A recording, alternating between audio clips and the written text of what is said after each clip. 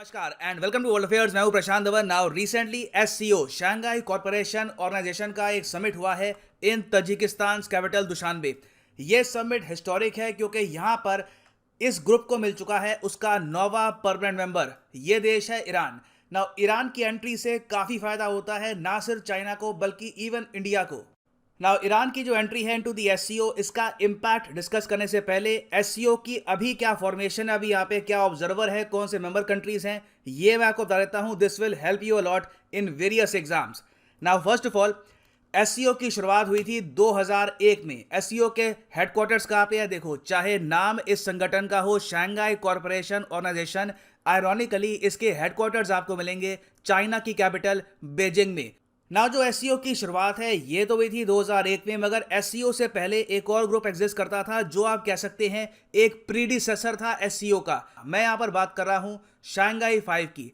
1996 में यहां पे आप देखोगे ये जो 5 देश आपको दिख रहे हैं, चाइना, कजाकिस्तान, किर्गिस्तान, रशिया और तजिकिस्तान, इन्होंने ग्रुप फॉर्म किया। इसका नाम था शंघाई 5 ग्रुप।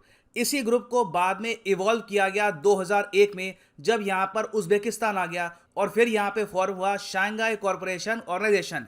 ना इस पे एक मेजर चेंज फिर आया था 2003 में, जब एससीओ का चार्टर साइन हुआ सेंट पीटर्सबर्ग में इन 2003। इस चार्टर में यह डिसाइड किया गया कि एससीओ फोकस करेगा ट्रेड पर, कनेक्टिविटी पे और काउंटर टेररिज्म में। जो ये काउंटर टेररिज्म वाला एस्पेक्ट है ये एससीओ में ऐड करना काफी इंपॉर्टेंट है। उसके बाद एक हिस्टोरिक ईयर आया एससीओ के लिए 2017 में, जब भारत और पाकिस्तान दोनों ने यह ग्रुप ज्वाइन कर लिया। यह देखकर अमेरिका में भी कई जो जियोपॉलिटिकल एनालिस्ट थे ये सरप्राइज थे कि एक ही ग्रुप में एक साथ इंडिया और पाकिस्तान की एंट्री यहां पर हो गई और कोई कंट्रोवर्सी भी नहीं हुई। आज भी आप अगर देखो तो भारत और पाकिस्तान दोनों एससीओ के मेंबर्स हैं। तो अभी एससीओ का जो ढांचा है ये कैसे चेंज हुआ है ये मैं आपको बताता हूं। देखो, एससीओ के थे 8 परमानेंट मेंबर, ये मैं आपको दिखाता हूं। ये यहाँ पे थे एससीओ के 8 permanent member. Now permanent member के अलावा इनके ऑब्जर्वर स्टेट्स भी थे। ऑब्जर्वर स्टेट्स वो कंट्रीज होती हैं जो मेंबर्स नहीं होती मगर मेंबर्स बनना चाहती है। ऑब्जर्वर स्टेट को काफी लंबे समय के बाद, कई सालों के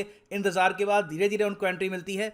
तो आप अगर देखो तो ऑब्जर्वर कंट्रीज थी यहाँ पर ईरान, बेलारूस, मंगोलिया और अफगानिस्तान। और फिर इनके डायलॉग पार्टनर्स भी हैं। डायलॉग पार्टनर्स ऑब्जर्वर स्टेट के ही पीछे होते हैं। डायलॉग पार्टनर्स सिर्फ समिट में पार्टिसिपेशन करते हैं, उसके अलावा चार्टर की मेकिंग में या फिर वोटिंग में उनका कोई ज्यादा इंपैक्ट होता नहीं है। नाउ अब यहाँ पे बदलाव ये हुआ है कि जो ऑब्जर्वर स्टेट थी ना यहाँ पर ईरान, यहां से इसका नाम हट गया है और अब ये बन चुका है नोवा मेंबर ऑफ एससीओ। तो यहाँ पे आप देख पाओगे ईरान का जो नाम है यहां से अब हट चुका है और अब ईरान यहाँ पे आ चुका है मेंबर्स की लिस्ट में। तो टोटल यहाँ पे हो गए अब 9 मेंबर और ऑब्जर्वर कंट्रीज यहाँ पे बची है गिनती की 3 और 6 है यहाँ पर डायलॉग पार्टनर्स। आपको पता होना चाहिए कि भारत के जो पड़ोसी मुल्क है नेपाल और श्रीलंका, ये दोनों भी आज के समय डायलॉग पार्टनर्स है एससीओ के। और पॉसिबिलिटी है कि इन द फ्यूचर आज से 4 से लेकर 5 साल बाद आपको नेपाल और श्रीलंका भी एससीओ में दिखाई दें। नाउ ईरान की एंट्री करना एससीओ में एक बहुत ही ट्रिकी काम था और आज भी मैं कहूंगा ट्रिकी है। कोई बड़ी बात नहीं है कि कल को अगर मान लीजिए ईरान की न्यूक्लियर डील बिल्कुल ही टूट जाती है, ऑलरेडी काफी ज्यादा टूटी हुई है। इन द फ्यूचर यूएस कहता है कि नहीं, इनके साथ कोई बातचीत अब नहीं कर सकते।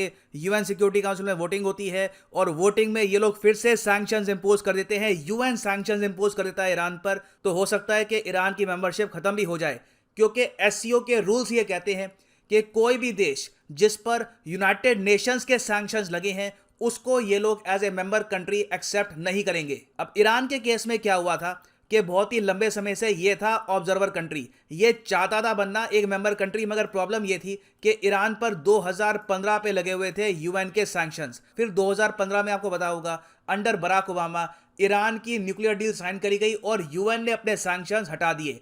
फिर पावर में आ गए डोनाल्ड ट्रंप और डोनाल्ड ट्रंप ने यह कहा कि नहीं, मैं ईरान पे भरोसा नहीं करता। और ट्रंप हालांकि यूएन के सैंक्शंस नहीं लगा पाए ईरान पर, इन्होंने यूएस के सैंक्शंस लगा दिए ईरान पर। तो आज के समय ईरान पर जो सैंक्शंस हैं वो यूएसए के सैंक्शंस हैं, यूएन के कोई सैंक्शंस नहीं है। तो कल को अगर मान लीजिए सिचुएशन और खराब होती है और यूनाइटेड नेशंस भी कहता है कि नहीं, इन पर सैंक्शंस हमको लगाने होंगे, तो वापस एससीओ के हो जाएंगे उस केस में 8 मेंबर। मगर अभी के लिए ईरान को उम्मीद यहां पर यह है कि जो बाइडेन के अंडर ये लोग एक न्यूक्लियर डील कर देंगे विद यूएस और धीरे धीरे जो यूएसए के सैंक्शंस है ऑन ईरान ये भी रिमूव हो पाएंगे। नाउ ईरान की एंट्री में एक बहुत बड़ा इशू था सैंक्शंस। ये थोड़ा बहुत नेविगेट किया गया, इसका रिस्क लेकर भी यहां पर एससीओ कंट्रीज ने ईरान को एक्सेप्ट किया है।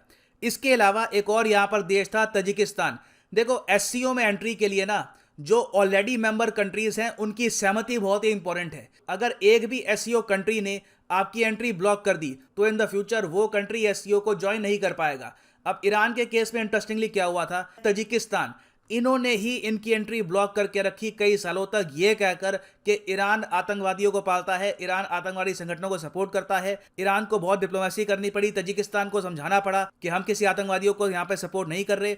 और अब यहाँ पे माना जा रहा है कि सिंस तालिबान आ चुका है अफगानिस्तान में और तालिबान को लेकर तजिकिस्तान और ईरान दोनों चिंतित हैं, तब जाके तजिकिस्तान ने जो अपने आप कह सकते हैं रिजर्वेशंस थे ये हटा लिए हैं और तजिकिस्तान ने भी वेलकम किया है ईरान को। तो यहाँ पे आप देख पाओगे ये यहाँ पे तजिकिस्तान है, ये यहाँ पे ईरान, दोनों कंट्रीज बहुत ज़्यादा कंसर्न्ड है अफगानिस्तान की सिचुएशन को लेकर। और एससीओ में देखो फोकस होता है ऑन काउंटर टेररिज्म। तो ईरान और तजिकिस्तान को यहाँ पर उम्मीद ये है कि एससीओ के चार्टर के अंडर दोनों कंट्रीज आपस में कोऑपरेशन करेगी और कोशिश करेंगी कि इन द फ्यूचर अफगानिस्तान से कोई भी आतंकवादी संगठन यहाँ पर रीजन को डैमेज ना कर पाए। दूसरा यहाँ पे एस्पेक्ट आता है ट्रेड का। आपको यहाँ पे समझना होगा कि ईरान के बहुत ही गहरे इंटरेस्ट हैं with SCO countries regarding trade. Iran का जो टोटल ट्रेड है एससीओ कंट्रीज के साथ ये है ऑलमोस्ट 28 बिलियन डॉलर्स, जिसमें से सबसे ज्यादा इनका ट्रेड है चाइना के साथ almost 19 billion dollars. Second number पे है इंडिया 3.4 बिलियन डॉलर्स, फिर अफगानिस्तान है। पाकिस्तान के साथ इनका ट्रेड सिर्फ 1.2 बिलियन डॉलर्स है।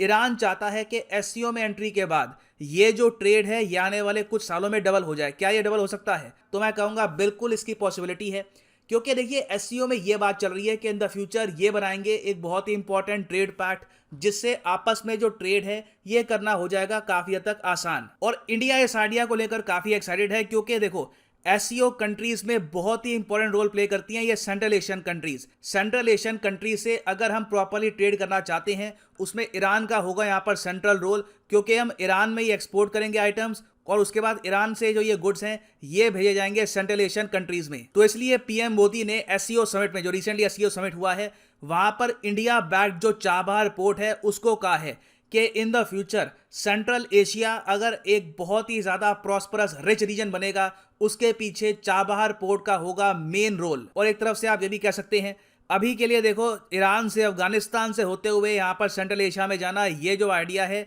ये इंडिया ने ड्रॉप कर दिया है बिकॉज ऑफ तालिबान। मगर पॉसिबिलिटी अभी भी काफी हद तक बनी हुई है कि इंडिया सीधा ईरान से होते हुए तुर्कमेनिस्तान के रास्ते सेंट्रल एशियन कंट्रीज को कर सकता है एक्सपोर्ट। तो इंडिया के इंटरेस्ट में है कि इन द फ्यूचर ईरान वापस ग्लोबल इकोनॉमी से जुड़े, जो भी इन पर सैंक्शंस हैं रिमूव किए जाएं। एफएटीएफ की ब्लैकलिस्ट में है ईरान, यहां से भी इनको हटाया जाए। और चाइना भी चाहता है कि जो इनकी 400 बिलियन डॉलर्स की इन्वेस्टमेंट होगी इन ईरान, ये भी स्मूथली आगे बढ़ पाए, इसमें कोई सैंक्शंस की प्रॉब्लम ना आए। तो ईरान की एंट्री को लेकर देखिए इंडिया भी काफी हद तक पॉजिटिव है और चाइना भी काफी पॉजिटिव है। और सबसे इंपॉर्टेंट बात यहां पर बोलने वाली ये भी है कि ईरान और इंडिया के जो विचार हैं अफगानिस्तान को लेकर ये काफी हद तक सेम है।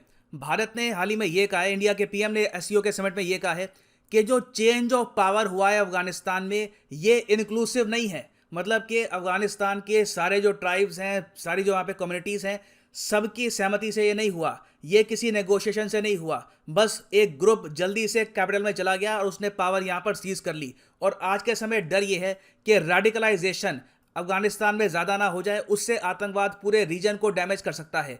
तो जो ये सेम थॉट है ये शेयर करता है ईरान भी। ईरान ने हाल ही में ये कहा है कि इस्लामिक स्टेट की प्रेजेंस ये बर्दाश्त नहीं करेंगे ऑन अफगान बॉर्डर, और अगर कल को अटैक भी करना पड़ा आतंकवादी संगठनों को इन अफगानिस्तान, तो ईरान वो करने से भी झिझकेगा नहीं। तो आप अगर सोच कर देखिए ईरान की ओवरऑल जो फिलॉसफी है आतंकवाद को लेकर, at least in the south Asian region, ये काफ़ी हद तक मैं कहूँगा पॉजिटिव है। इजराइल के मामले में कंप्लीटली डिफरेंट है, वहाँ पे ये लोग हिजबुल्लाह को सपोर्ट करते हैं, हमास को सपोर्ट करते हैं, वो एक कंप्लीटली डिफरेंट इशू है। मगर एटलीस्ट अगर हम बात करें अपने रीजन की, तो वहाँ पर ईरान काफ़ी हद तक एंटी टेररिज्म ऑपरेशंस को सपोर्ट करता है।